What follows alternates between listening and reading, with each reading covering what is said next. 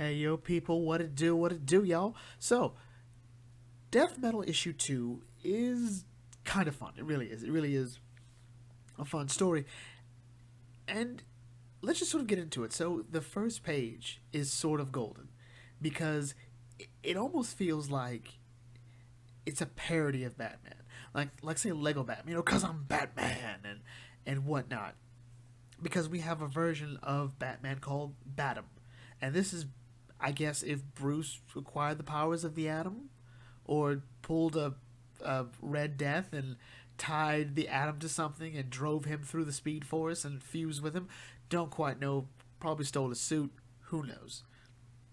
But he's getting ready to sort of infiltrate things, getting ready to make the move to help out, and then he's run over by the Batmobile, which is a Batman who has, I guess, uploaded his brain slash consciousness into the Batmobile the same way with the Bat Rex or the Bat Dinosaur or Dino Bat. I forget which one he's called, but that logic is still going there. So what happens here is, in the wake of the death of the Batman Who Laughs, Diana, Wally, Alec, aka Swamp Thing, are looking for Bruce. They need to find Bruce because we we have this new plan. We need Bruce to help us get it together. Like, the team has to be together for this.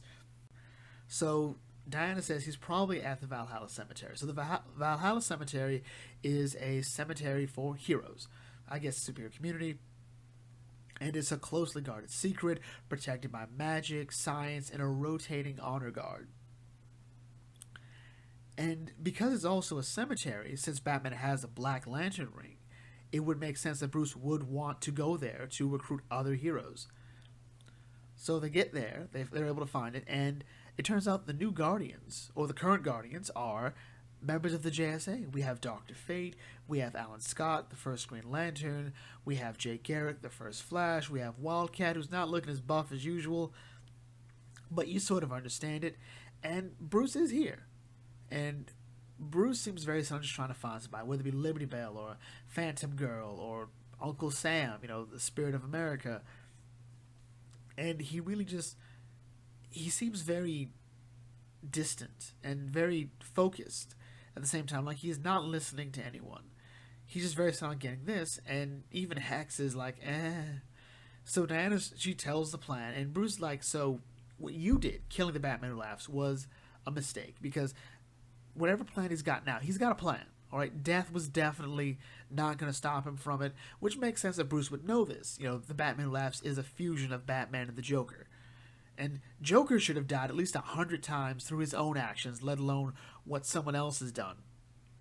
So there's something else going on there. And what Bruce wants is he wants to gather what is left and hide it somewhere.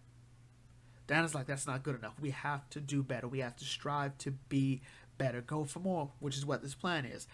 And Bruce doesn't want to hear it. He's like, no, we can't do that. It's too risky. We can't take any more risk. And Diana wants to know what happened. Like, why are you like this? And Bruce just sort of breaks down. Not really breaks down. So like, we want to know why? Okay, so he's been at the center of everything since this happened. When Dark Knight's Metal happened, Bruce was the one trying to figure out about the 10th metal, about trying to stop Barbatos before it happened, and it barely worked. And what happened? That led to the Omega Titans waking up, that led to the Source Wall breaking and Perpetua being unleashed. Then they went to the 6th dimension, then they went to tap into the powers of Dr. Manhattan, they had this huge battle against Apex Lex, and it's all failed. Bruce has kept trying more than anyone to do more, to do better, to try to get everything. And what hasn't failed has just made things worse. So he's just like, I can't do it. I can't do it. So luckily, because it's Diana and because he's Bruce, she gives a bit of a talk about the importance of why he chose the bat. It wasn't just because it made people afraid. It's because the bat is the only mammal that can fly, quote unquote. It sort of glides, but it's always trying to rise higher. Swamp Thing talks about a plant in sort of the same way.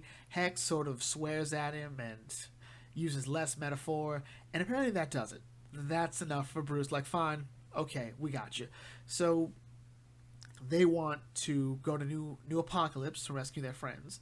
So they get Barry. Like, Barry's apparently been running around using what's left of the Speed Force, which is weird that it's running out, but everything's going to pot, so who am I to argue with that? Meanwhile, the Batman who laughs is having his brain put into a new body. And this new body, well, it's blue, as we said, as we sort of implied, it's connected to Dr. Manhattan. This Bruce Wayne is a body that is sort of a shell of energy.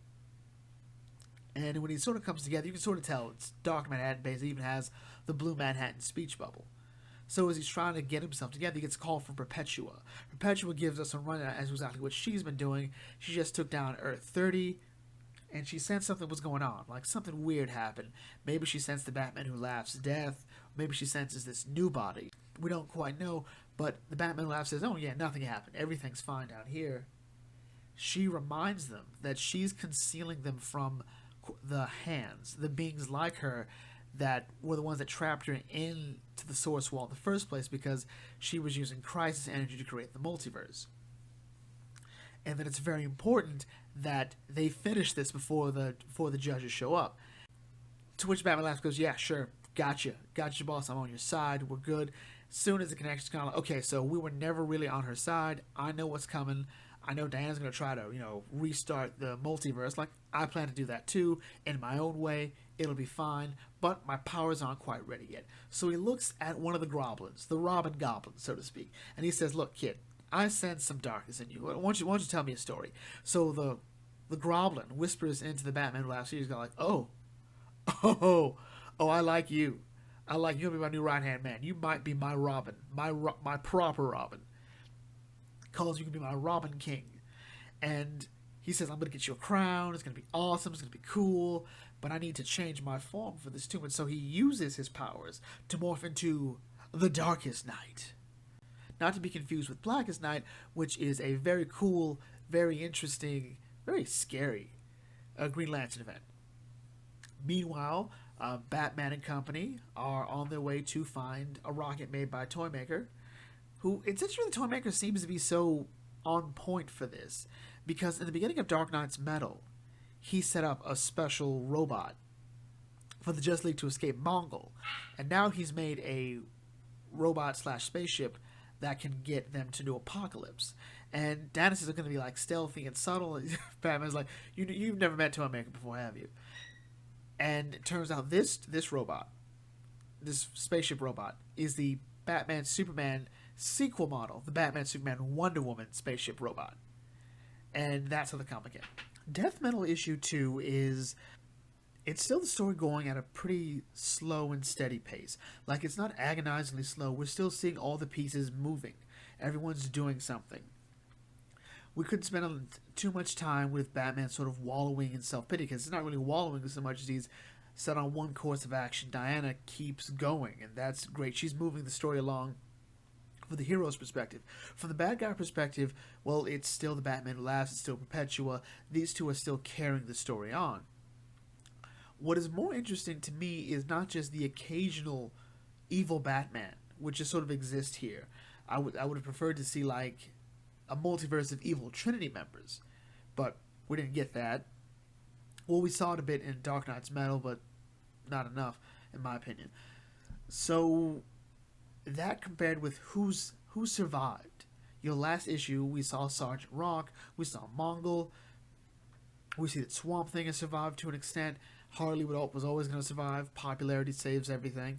The JSA is holding on in one form or another. That's cool. We're seeing these remnants of the good guys who are just sort of waiting for a rallying cry. They wanted to see a point to get behind. So that makes the story great. What the Batman Who Laughs is planning, it's interesting because I never quite have an idea what he's planning. It works because it's, Batman and the Joker fused together. I like this new body, if for no other reason than we have clear, easy-to-read blue speech bubbles.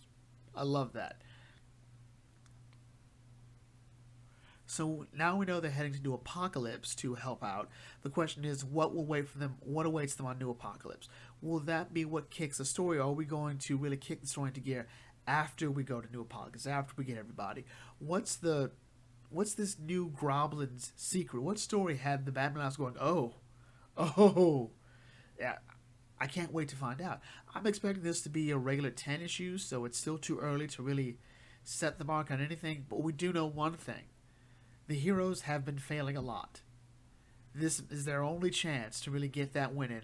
Maybe things won't be the way they want it to, which is something I think Batman is used to in this story, but it will be something.